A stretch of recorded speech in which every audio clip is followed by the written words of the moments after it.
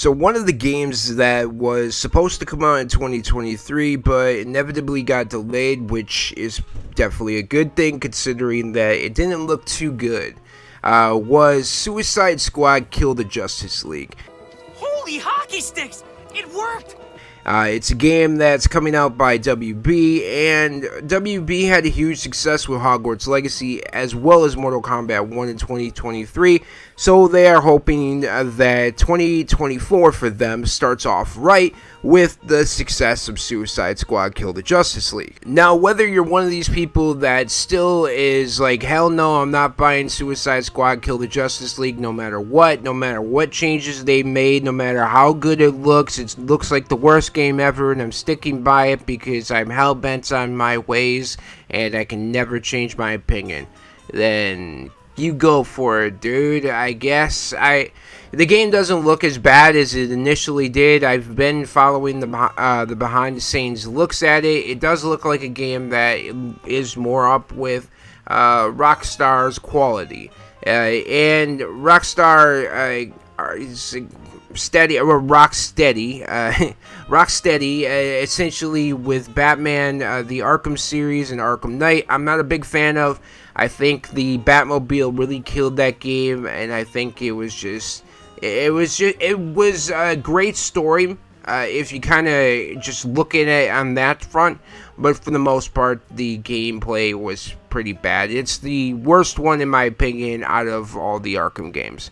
Except for Origins. Origins, I think I would have to go and replay it again, but I think Origins still stands by as the worst Batman game to come out of all of them. So no, Alfred, I am not in over my head.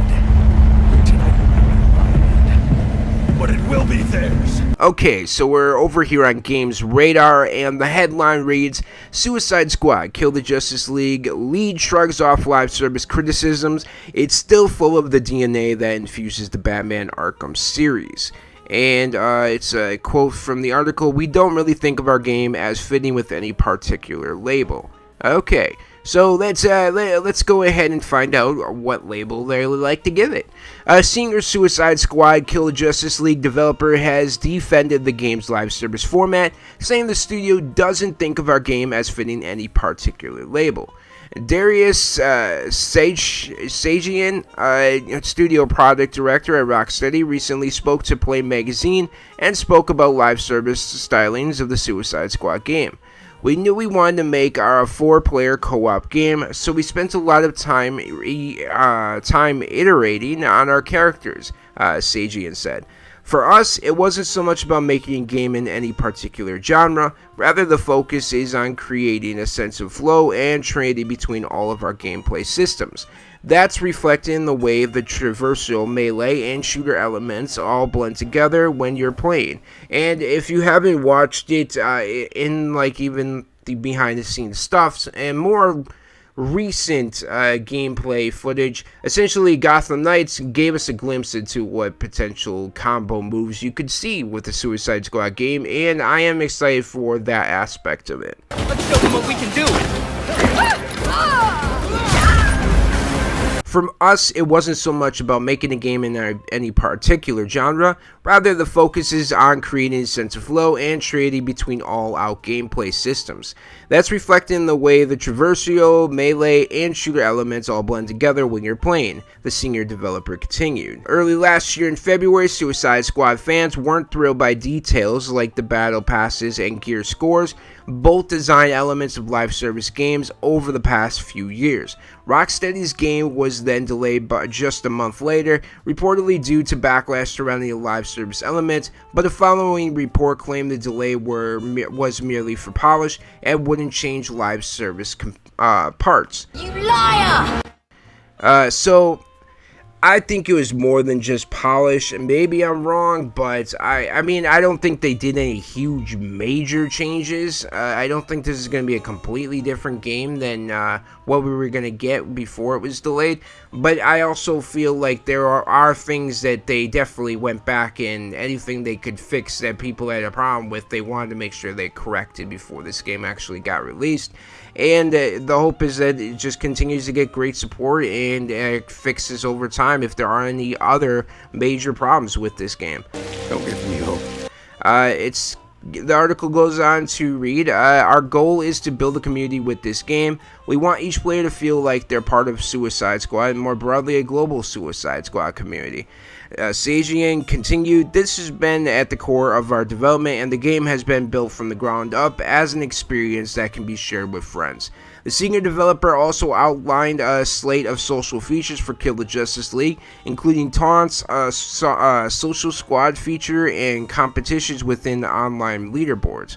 We wanted to make a game where each player is connected to that larger community and where we as developers get the opportunity to invite the community to evolve this game together with us, Sajian added. It says, Play Magazine noted that Sajian never actually referred to Kill the Justice League as a live service game, despite its elements like battle passes. We don't really think of our game as fitting with any particular label, said Sajian, adding that Suicide Squad game is still full of the DNA that infuses the Batman Arkham series. And let's see, the rocksteady studio product director then outlined all the free content Kill the Justice League players can look forward to, which focused on keeping players around for the long haul. This includes new story missions, locations, gear, costumes, collectible trinkets, and more, and new characters with unique mechanics, all of which will be unlocked for free. I don't understand how, like, obviously you gotta buy the expansion. Like, there's no way that these studios, especially WB, would just give away all this for free. So, imagine you need the battle pass in order to enjoy these perks. It fooled me, we can't get fooled again. Unfortunately, Suicide Squad spoilers hit the internet last month in December in a move that Rocksteady called disappointing. A lot of story details were unveiled in the leak, including revelations of how the game directly ties into an aforementioned Arkham games from Rocksteady, as well as details of the antagonists like Batman. Suicide Squad Kill the Justice League finally launches early next month on February 2nd. Okay, so I don't know why I thought it came out at the end of January, but let's see. Yeah, it says January 30th, 2024. Google has been messed up with these dates as of late. Google it. Alright, so for me, I haven't taken a look at any of the leaks for Suicide Squad Kill the Justice League, so I'm happy I've avoided them this long. I don't know too much about the story outside of the fact that the Justice League essentially get corrupted and then start to go and destroy everything. And it's up to the Suicide Squad to kill or stop the Justice League. And I've watched a lot of the behind the scenes stuff, and a lot of the stuff that I've seen I personally have liked. I don't know how it does tie in with the Arkham games. That I'm very curious about. I hope it's not just something that kind of feels like it's Disney Marvel type thing where they rewrite something from past projects in order to fit a stupid narrative that they have currently going on. Shut up! Shut up!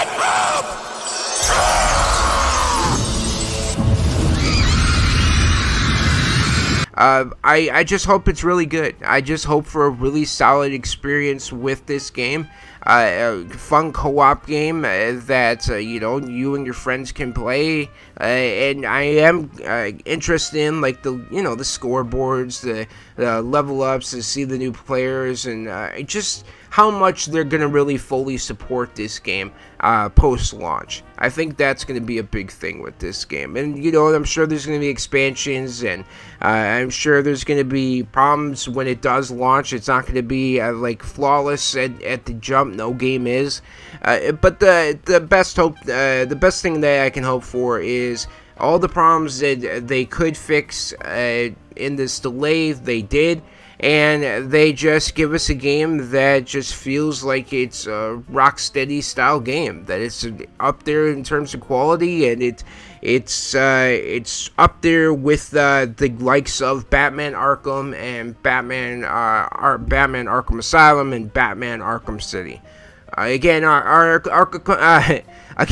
Knight has a great story. the gameplay wise. I hate the Batmobile. I do. I think it sucks, but that's just my opinion. Definitely want to hear from you. Are you excited for the Suicide Squad Kill the Justice League game coming out? Or maybe you were excited and then you kind of lost excitement for it. Either way, let us know in the comments down below. And if you like this video, definitely hit the like button. And thank you so much for chilling with me. And we'll see you all in next gaming session.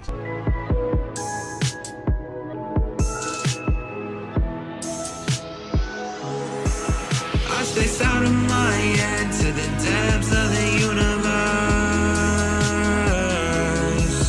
It's a spell or a chance just to open up a newer curse. If I swim too far, then my head goes under. If we take it as it is, then there ain't no wonder. It's hard to imagine that just one little blunder it creates